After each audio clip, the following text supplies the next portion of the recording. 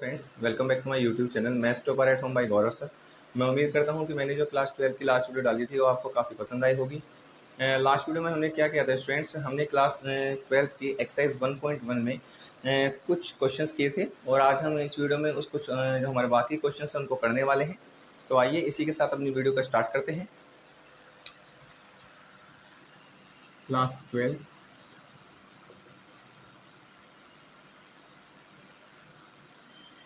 Exercise 1.1 की हम बात कर रहे हैं स्टूडेंट्स। क्वेश्चन नंबर 14 क्या बोल रहे हैं स्टूडेंट्स? क्वेश्चन नंबर 14 कह रहा है let L be the set of all lines in xy plane and R be the relation in n defined as R equals to L1, L2 such that L1 is parallel to L2। देखिए students, इसने क्या दिया हुआ है, इसने एक relation दी गई है R, कैसे L1, L2 such that L1 is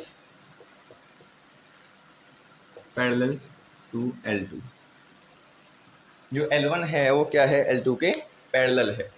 चलिए, इसका मतलब क्या है स्टूडेंट्स, वो हमसे क्या चाहता है कि हमारे जो रिलेशन आर है उसमें कोई एलिमेंट तभी लाई करता है L1, L2 जब जो L1 हो क्या हो, L2 के पैरेलल हो। चलिए, और इसने आपको क्या कहा है, show that R is an equivalent relation. हमें क्या दिखाना है स्टूडेंट्स कि जो हमारी रिलेशन आर है ये एक इक्विवेलेंस रिलेशन है, हमें ये प्रूफ करना है। चलिए स्टूडेंट्स, करते हैं वन बाय वन। सबसे फर्स्ट रिफ्लेक्सिव। जैसा कि स्टूडेंट्स आप जानते ही हैं कि हमें जब भी किसी रिलेशन को रिफ्लेक्सिव दिखाना होता है तो हम क्या करते हैं, इस L2 के प्लेस पर भी L1 को ही रख के देखते हैं। जैसे यदि मैं यहाँ बात करता हूँ, क्योंकि जो हमारी यदि मैं L1 लाइन की बात करूँ, जो L1 लाइन है वो खुद के तो पैरेलल ही होगी। कहने का मतलब ये है कि because L1 is parallel to L1। In other word, यदि हम दूसरी भाषा में लिखना चाहें तो जो L1 है वो पैरेलल है L1 के, जो L1 है वो L1 के पैरेलल है, क्योंकि कोई भी लाइन है वो अपने आप को तो नहीं काट सकती। तो मतलब यदि मैं बात कर रहा हूँ भाई हमारी कोई भी लाइन है तो वो अपने आप को तो पैरेलल ही होगी। तो इसका मतलब क्या है, क्योंकि जो L1 है वो पैरेलल है, वो अपने ही आपके, तो इसलिए देयरफॉर जो हमारा L1, L1 है वो रिलेशन R में आ गया। ठीक है स्टूडेंट्स, अब जब हमारे रिलेशन R में आ गया it means R is reflexive. जो हमारी रिलेशन R है वो कैसी है, वो रिफ्लेक्सिव है। चलिए सेकंड पॉइंट, सिमेट्रिक। यदि हम सिमेट्रिक की बात करें स्टूडेंट्स, सिमेट्रिक में क्या होता है, हमें एक एलिमेंट अपने रिलेशन में लेके चलना होता है। Means let L1, L2 belongs to R। हमने अपने रिलेशन R में लिया है। अब यदि L1, L2 हमारी रिलेशन R में है तो इस इम्प्लाइज, इसका क्या मतलब है स्टूडेंट्स कि जो L1 है वो पैरेलल है L2 के। ठीक है, अब एक बात बताइए स्टूडेंट्स, यदि मैं ये कह रहा हूँ कि जो L1 है वो L2 के पैरेलल है, इसका मतलब क्या हुआ कि जो दो लाइनें हैं वो पैरेलल है। अब मैं यदि पहली को दूसरी के पैरेलल कहूँ या दूसरी को पहली के पैरेलल कहूँ, बात तो सेम ही है।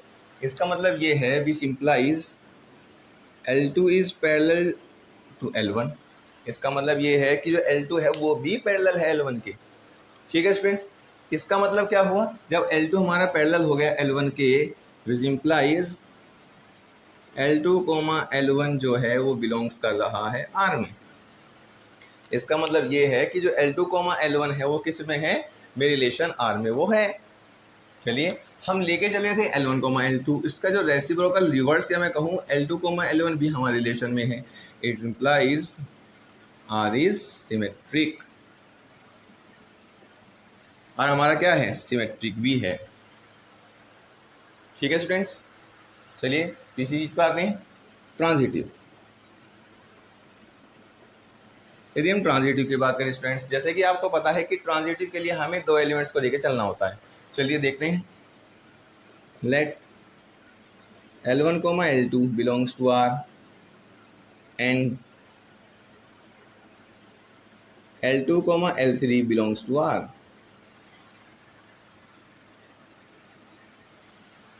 अब एक बार बताइए स्टूडेंट्स, यदि मैंने L1 कोमा L2 को R में रिलेशन में लिया है, इसका क्या मतलब है कि जो L1 है वो पैरेलल है L2 के, और L2 कोमा L3 यदि मेरी रिलेशन R में है, इसका क्या मतलब है कि जो L2 ये है वो पैरेलल है L3 के। अब यदि स्टूडेंट्स मैं इन दोनों ही चीज़ों को कंबाइन करूँ, ये क्या लाइन कह रही है कि L1 पैरेलल है L2 के, ये लाइन कह रही है कि जो L2 है वो L3 के पैरेलल है, तो मैं ये कह सकता हूँ कि L1 जो है वो पैरेलल है L2 के, जो पैरेलल है L3 के। ठीक है स्टूडेंट्स। अब एक बार बताइए स्टूडेंट्स, जब मैं ये कह सकता हूँ तो मैं इन दोनों को ऐड कर सकता हूँ आपस में। मैं ये भी कह सकता हूँ कि L1 जो है वो L3 के पैरेलल है, विच इम्प्लाइज L1 जो है वो पैरेलल है L3 के। ठीक है, और इसका क्या मतलब है, implies R is transitive. R कैसी रिलेशन है, वो ट्रांजिटिव भी है। अब एक बात बताइए स्टूडेंट्स, मेरी जो आर है वो रिफ्लेक्सिव भी है, मेरी जो रिलेशन आर है वो सिमेट्रिक भी है, और मेरी जो रिलेशन आर है वो ट्रांजिटिव भी है। और एक ऐसी रिलेशन जो रिफ्लेक्सिव, सिमेट्रिक और ट्रांजिटिव होती है वो क्या होती है, वो इक्विवेलेंस रिलेशन होती है। This implies hence R is an equivalence relation. ठीक है स्टूडेंट्स। इसी के साथ साथ स्टूडेंट्स इन्होंने एक और चीज भी पूछी है, उसको भी हम देख लेते हैं।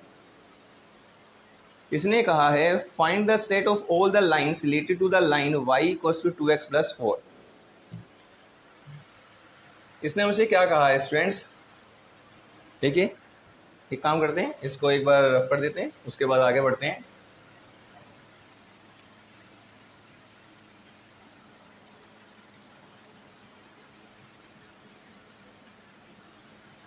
ये क्या चाहता है कि मैं क्या करूं, उन सभी लाइंस का सेट बताऊं जो इसके जैसी है, y equals to 2x plus 4 से क्या करती है, रिलेट करती है। अब एक बात बताइए स्टूडेंट्स, इसने मुझे कहा है कि दो लाइनें तभी रिलेशन आर में होंगी जब L1 is parallel to L2, जब L1 जो है वो L2 के पैरेलल हो जाए। और ये चीज़ हम अच्छे से जानते हैं कि यदि दो रेखाएं या दो लाइंस जो है वो पैरेलल है, वो तभी पॉसिबल है यदि उन दोनों की जो हमारी क्या है, जो हम उन दोनों की जो हमारी प्रवणताएं हैं, मीन्स उन दोनों के जो ग्रेडियंट्स हैं, वो यदि वो क्या आ जाए, वो इक्वल आ जाए। अब यदि मैं इसकी हमारी प्रवणता की बात करूँ, ग्रेडियंट की बात करूँ, वो कितनी है, 2। देखिए यदि हम इसकी बात करते हैं तो हमारी 2 आएगी, क्योंकि हमारी क्या होती है, इक्वेशन हमारी जो होती है वो नॉर्मली क्या होती है, y equals to m x plus c की फॉर्म की है ये। तो यदि मैं y बराबर एम एक्स प्लस सी से इसकी कंपेयर करूं, comparing with y equals to m x plus c, तो हमारी m की वैल्यू कितनी आ जाएगी, 2। इसका मतलब ये है कि जो मेरी ग्रेडियंट है m, वो 2 आ गई है। और यदि मैं ये चाहता हूँ कि जो लाइंस है वो इससे रिलेट करें, तो वो तभी कर सकती हैं जब वो दोनों लाइंस पैरेलल हो, और लाइंस पैरेलल तभी हो सकती हैं जब उनकी ग्रेडियंट्स जो हमारी प्रवणता होती है वो क्या है, इक्वल हो। इसका मतलब क्या है स्टूडेंट्स, हमारी जो लाइंस का सेट जो वो चाहता है कि हमें मिले, वो एक्चुअल में क्या होगा, वो इसी फॉर्म का होगा। ठीक है, और वो इसी फॉर्म का होगा, इसी के साथ पर उसमें जो मेन बात होगी वो क्या होगी कि जो हमारी उनकी जो m की वैल्यू है उसमें वो क्या रही होगी, 2 ही रही होगी। इसका मतलब ये है स्टूडेंट्स, हेंस जो हमारी लाइंस का सेट होगा, the set of the lines related to y equals to 2x plus 4, वो कैसा होगा, वो y equals to 2x plus, ये कुछ भी हो सकता है, सपोज इट इज t, वो कुछ इस तरह से रहा होगा। मतलब कांस्टेंट भले ही कुछ भी ऐड हो, लेकिन जो उसकी जो m की वैल्यू है वो सेम रहनी होगी। ठीक है स्टूडेंट्स, चलिए आगे बढ़ते हैं।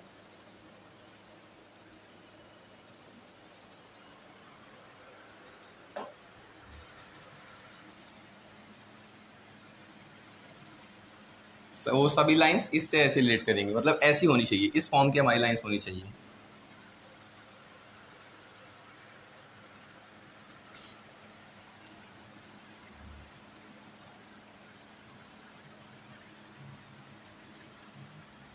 चलिए स्टूडेंट्स, क्वेश्चन नंबर 15 की बात करते हैं। क्वेश्चन नंबर 15 क्या बोल रहा है?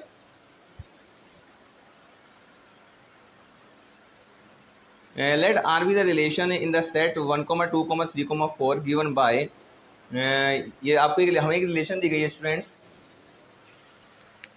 क्वेश्चन नंबर 15 की हम बात करें, हमें एक सेट दिया गया है, let us suppose it is a 1, 2, 3, 4 और एक रिलेशन आर डिफाइन की गई है। वो कैसी है? वो दी गई है 1, 2, 2, 2, 2, 1, 1, 1, 2, 2, 2, 1, 1,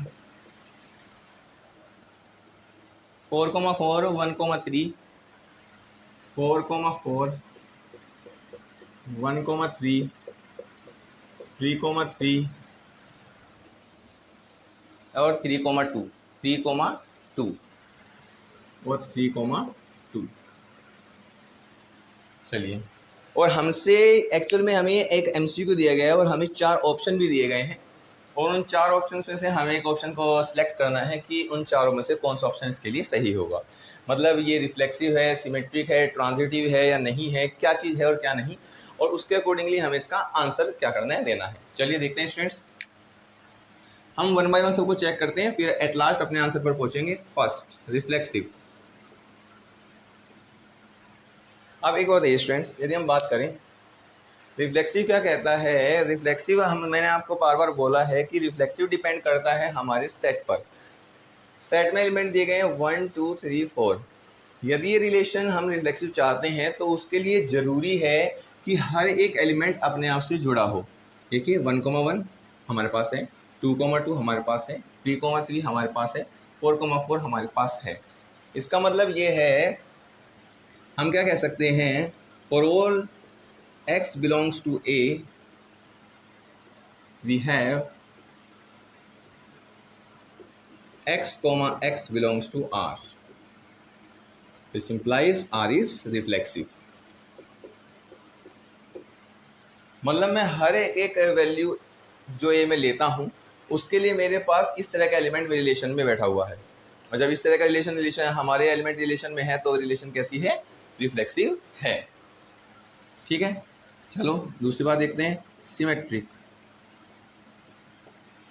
सिमेट्रिक क्या चाहता है? सिमेट्रिक ये चाहता है कि मैं जो भी कोई एलिमेंट अपने रिलेशन में लूँ उसका रिवर्स, मतलब कि उसका उल्टा भी हमारे रिलेशन में हो। जैसे मैंने 1, 2 लिया है तो मुझे 2, 1 चाहिए। क्या 2, 1 आपको कहीं दिख रहा है? नहीं, तो मुझे आगे बढ़ने की जरूरत ही नहीं है। कहने का मतलब ये हुआ, here 1, 2 belongs to R but 2, 1 does not belongs to R। मेरे पास 1, 2 तो मेरे रिलेशन में है, लेकिन 2, 1 मेरे रिलेशन में नहीं है। Hence, this implies R is not symmetric। जो मेरी रिलेशन है वो सिमेट्रिक नहीं है। चलिए थर्ड पे आते हैं, ट्रांजिटिव। ट्रांजिटिव की बात करते हैं। ट्रांजिटिव में क्या होता है, हमें 2 एलिमेंट्स लेके चलने होते हैं और उन 2 एलिमेंट्स को हम क्या चाहते हैं कि वो उनके जो कॉमन एलिमेंट है वो हम कैंसिल करके जो उनके कॉर्नर्स है वो आपस में क्या हो, जुड़े हुए हो। देख लेते हैं, देखो 1, 2 के साथ इसको लिया तो 1, 2 आएगा, वो इसमें है। यदि मैं हम लेते हैं 1, 3 के साथ ये ले, या 3, इसके साथ ये ले, ये भी इसमें है। कोई और एलिमेंट इसमें ढूंढते हैं स्टूडेंट्स, ऐसा जो है, जो हमारे पास ऐसा मिल जाए।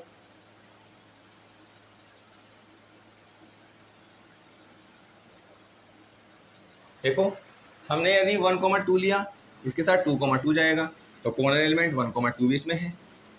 यदि हम ले 1, 3 तो इसके साथ एलिमेंट हम ले सकते हैं 3, 3। यदि बीच का एलिमेंट एलिमिनेट करें तो 1, 3 वो इसके अंदर है। यदि हम ले 1, 3 इसके साथ ले 3, 2 तो 1, 2 वो इसके अंदर है। यदि हम ले एलिमेंट 3,3 इसके साथ ले 3,2 तो 3 से एलिमेंट करते हैं तो 3,2 भी इसके अंदर है। इसका मतलब ये है कि for all x, y belongs to R and y, z belongs to R, we have x, z belongs to R। मतलब मैं कोई भी ऐसा एलिमेंट ले लूँ, ऐसे इस तरह के कोई भी दो एलिमेंट लूँ और इस कॉमन एलिमेंट को यदि मैं कट करूँ तो मेरे पास इस तरह का एलिमेंट इसमें मौजूद है। This implies R is transitive, जो R है वो ट्रांजिटिव भी है। कहने का मतलब ये है मेरे रिलेशन रिफ्लेक्सिव है और ट्रांजिटिव है। Hence R is reflexive and transitive but not symmetric, लेकिन सिमेट्रिक नहीं है। देखिए कौन सा ऑप्शन है, रिफ्लेक्सिव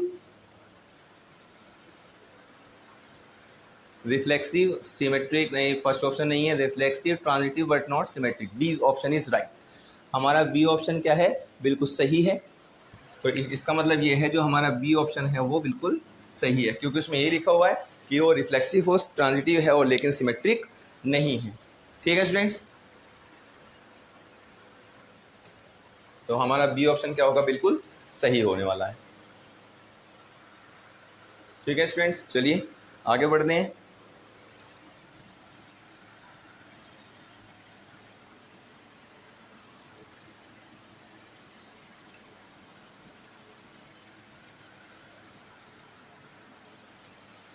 आते हैं अपने लास्ट क्वेश्चन पे। लास्ट क्वेश्चन क्या बोल रहा है, let R be the relation in the set n given by r equals to में a, b equal such that a equals to b minus 2 and b is greater than 6। इसने क्या किया है, question number last का हमारा question number है 16 और इसमें क्या किया गया है, इसने कहा है अब हमारे n पर एक क्या है रिलेशन डिफाइन की गई है और किस तरह से r इक्वल्स टू में a, b such that a equals to b minus 2 and b is greater than 6। ये दिया गया है स्टूडेंट्स। इसने कहा है कि जो a इक्वल्स टू है वो b माइनस 2 आएगा और जो b है वो ग्रेटर देन क्या होना चाहिए, 6 से होना चाहिए। और जो रिलेशन है वो कहाँ डिफाइन की गई है स्टूडेंट्स, वो हमारी डिफाइन की गई है n पर और कहा ये गया है कि हमें ये इसके लिए चेक करना है। चलो ऑप्शन देखते हैं, ऑप्शन में क्या क्या दिया है। जो हमारा फर्स्ट ऑप्शन है, second, third and fourth. First option क्या दे रहा है, फर्स्ट ऑप्शन दे रहा है 2,4 बिलोंग्स टू R, पर वो 2,4 बिलोंग्स टू R। सेकंड बोल रहा है 3,8 belongs to R, 3,8 belongs to R। Third बोल रहा है 6,8 बिलोंग्स टू R और फोर्थ एंड लास्ट ऑप्शन क्या बोल रहा है, 8,7 belongs to R, 8,7 belongs to R। चलिए students one by one check करते हैं। फर्स्ट थिंग, हमारी जो बात है जो b की वैल्यू होनी चाहिए वो ग्रेटर देन 6 होनी चाहिए। चलिए देखते हैं, ये b की वैल्यू कितनी है 4, तो ये तो हमारा हो ही नहीं सकता क्योंकि हमें क्या चाहिए, b की वैल्यू ग्रेटर देन 6। ये भी पॉसिबल है, ये पॉसिबल है, ये भी पॉसिबल है। अब आगे बढ़ते हैं। इसने कहा है कि जो a की वैल्यू है वो b से 2 कम आएगी, मतलब जो हमारे राइट हैंड साइड एलिमेंट इधर जो लिखा होगा उससे 2 कम इधर लिखा होगा। देखते हैं यहाँ क्या लिखा हुआ है 8 में से यदि हम 2 कम करते हैं 6 आते हैं, लेकिन यहाँ 6 नहीं है, ये भी ऑप्शन कट गया। यदि हम बात करें इसकी, यहाँ क्या लिखा हुआ है 8 माइनस 2 हाउ मच 6, हाँ ये ठीक है। यदि हम यहाँ बात करें यहाँ 7 है, लेकिन 7 में से 2 माइनस करते हैं तो 5 आता है, यहाँ क्या लिखा हुआ है 8 कट। इसका मतलब ये है कि जो हमारा ये ऑप्शन है थर्ड, ये बिल्कुल सही है। ठीक है स्टूडेंट्स, मैं उम्मीद करता हूँ कि आपको ये एक्सरसाइज अच्छे समझ में आ गई होगी। इसी के साथ हमारी एक्सरसाइज 1.1 कंप्लीट होती है। और यदि आपको ये एक्सरसाइज अच्छे से समझ में आ गई हो तो प्लीज़ मेरी इस वीडियो को ज़्यादा से ज़्यादा लाइक, सब्सक्राइब और मेरे चैनल को ज़्यादा सब्सक्राइब और शेयर भी ज़रूर कीजिएगा, और प्लीज़ कमेंट करके ज़रूर बताइएगा कि आपको ये वीडियो कैसी लगी। Thank you.